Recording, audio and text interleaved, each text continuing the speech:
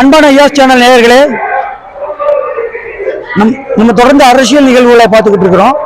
அதுல நேற்றிரவு நடந்த ஒரு அதிபயங்கர சம்பவம். கோயம்புத்தூர் மாவட்டத்தில் போட்டியிடக்கூடிய பாஜக சார்பாக தமிழ்நாட்டுடைய மாநில தலைவர் பாஜக தலைவர் அண்ணாமலை அவர்கள் கோயம்புத்தூர்ல போட்டியிடுகிறார். அவர் 2 நாளைக்கு முன்னாடி ஒரு பேட்டி கொடுத்திருந்தார். இரும்பு கரம் கொண்டு நாம் செயல்படக்கூடிய நேரமாக இது இருக்கின்றது. இரும்பு கரம் கொண்டு சில விஷயங்களை தடுக்க வேண்டும் என்று கூறியிருந்தார். அதற்கு சரியான சம்பவமாக இந்த சம்பவம் அமைந்திருக்கிறது. அவர்கள் என்ன செய்திருக்கிறார்கள் என்றால், நேற்றிரவு கோயம்புத்தூர் மாவட்டத்தில் ஒரு பகுதியில் இரவு 10:40 அளவுக்கு பிரச்சாரம் செய்திருக்கிறார்கள். பாஜகவினர் அண்ணாமலைக்கு ஆதரவாக பிரச்சாரம் நடைபெற்றுக் கொண்டிருக்கிறது. இதை அப்பகுதி திமுகவினரும் மற்றும் காவல்துறையினரும் இப்படி செய்யக்கூடாது, 10 மணி வரைக்கும் தான் நம்மளுக்கு தேர்தல் பிரச்சாரம் செய்வதற்கு தேர்தல் ஆணையம் அனுமதித்திருக்கிறது. எனவே அனுமதித்த நேரத்தை விட அதிகமாக நீங்கள் செய்து கொண்டிருக்கிறீர்கள். இது பொதுமக்களுக்கு இடையூறாக இருக்கின்றது. எனவே இதை உடனடியாக நிறுத்துங்கள் என்று கூறியிருக்கிறார்கள். அதை உடனே இவர்கள் பாஜகவினர் நிறுத்திவிட்டு திமுகவினர் இந்த சம்பவம் சரியாகிவிட்டது என்று நினைத்து ஒரு இடத்தில் பேசிக் கொண்டிருக்கிறார்கள். அப்பொழுது கொலைவெறி தாக்குதல் திமுகவினர் மீது பாஜகவினர் நடத்தியிருக்கிறார்கள். கண்மூடித்தனமாக தாக்குதல். இதனால் திமுகவினர் 7 பேர் பாதிப்படைந்திருக்கிறார்கள். மருத்துவமனையில் அனுமதிக்கப்பட்டிருக்கிறார்கள்.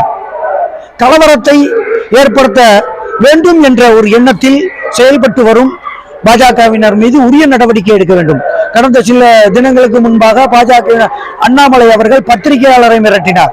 அதற்கு 2 தினங்களுக்கு முன்னர் பாஜக ஒரு வேட்பாளர் தேர்தல் பணியில் இருந்த காவல்துறையினரை மிரட்டினார். இப்படி பல இடங்களிலும் அராஜக போக்கை காட்டுமிராண்டித்தனமாக செயல்பட்டு வரும் பாஜகவினரை நாம் பொதுமக்களாகிய நாம் இரும்பு கரம் கொண்டு அடக்க வேண்டிய சூழல் இப்பொழுது நிலவி வருகிறது. இவர்கள் ஆட்சியில் அமர முன்னாடியே தமிழ்நாட்டில் ஒரு மிகப்பெரிய ஒரு தாக்குதலை நடத்தி வருகிறார்கள். அது மட்டும் இல்லாமல் கோயம்புத்தூர்ல இஸ்லாமிய குடும்பத்தில் தொழுகையில் ஈடுபட்டிருந்த ஒரு குடும்பத்தின் மீது கொலைவெறி தாக்குதல்கள், அந்த சிறுவர்கள் மீது கொலைவெறி தாக்குதல் நடத்தியதும் குறிப்பிடத்தக்கது. இப்படி அராஜகத்தை நடத்தி வரும் கோயம்புத்தூர் பகுதியில் போட்டியிடும் அண்ணாமலையை கண்டிக்கிறோம். அண்ணாமலை தேர்தலில் போட்டியிடுவதை தடை செய்ய வேண்டும் என்றும் இதில் நாம் கேட்டுக்கொள்கிறோம். தமிழகத்தில் தாமரை மலரக்கூடாது. அந்த வாய்ப்பை நாம் அழித்து விடக்கூடாது. தமிழகத்தில் மட்டுமில்ல, இந்தியா முழுவதும் காங்கிரஸ் மதசார்பற்ற ஆட்சியை கைப்பற்ற வேண்டும். பொதுமக்களுக்கு நீதி கிடைக்க வேண்டும். ஜனநாயகம் நிலைத்துவங்க வேண்டும். அதற்கு இது ஒரு சாட்சியாக இருக்கின்றது. அராஜகம்தான் இவர்களின் ஆட்சி என்பதற்கு சாட்சியாக இருக்கின்றது. கோயம்புத்தூரில் அடுத்தடுத்து நடக்கக்கூடிய பிஜேபியினுடைய வீடியோக்கள் இதற்கு சாட்சியாக இருக்கின்றது. இதற்கு நாம் வழிவகுத்திடக்கூடாது. அமைதி பூங்காவான தமிழ்நாட்டிலும் இவர்கள் வேரூன்றி காலூன்றி வன்முறையை நிகழ்த்திவிடக்கூடாது. எனவே நாம் 19ஆம் தேதி சரியான வாக்குகளை அளித்து தமிழகத்தில் முதல்வர் ஸ்டாலின் அவர்களின் கடன்களை வலுப்படுத்த வேண்டும் என்று கேட்டுக்கொள்கிறேன். நன்றி.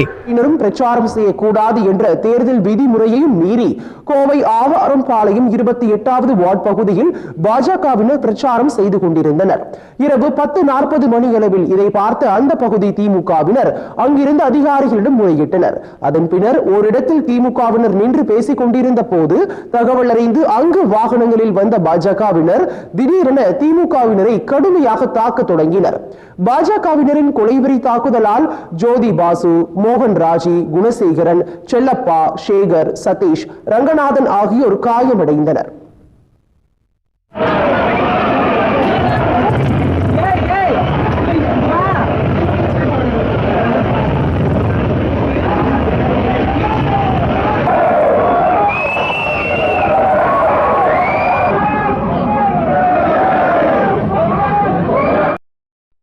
பாஜகவினரால் தாக்குதலுக்கு ஆளாகி காயமடைந்த 7 பேரும் சிகிச்சைக்காக மருத்துவமனையில் சேர்க்கப்பட்டுள்ளனர். தாக்கியவர்கள் குறித்து போலீசார் விசாரணை நடத்தி வருகின்றனர். அண்ணாமலை போட்டியிடும் கோவை தொகுதியில் வன்முறையை ஏற்படுத்தி சமூக பதற்றத்தை உருவாக்கி அதன் மூலம் தேர்தல் ஆதாயம் அடைய வேண்டும் என்பதே பாஜகவினரின் திட்டம் என்று திமுகவினர் மற்றும் பொதுமக்கள் குற்றம் சாட்டுகின்றனர்.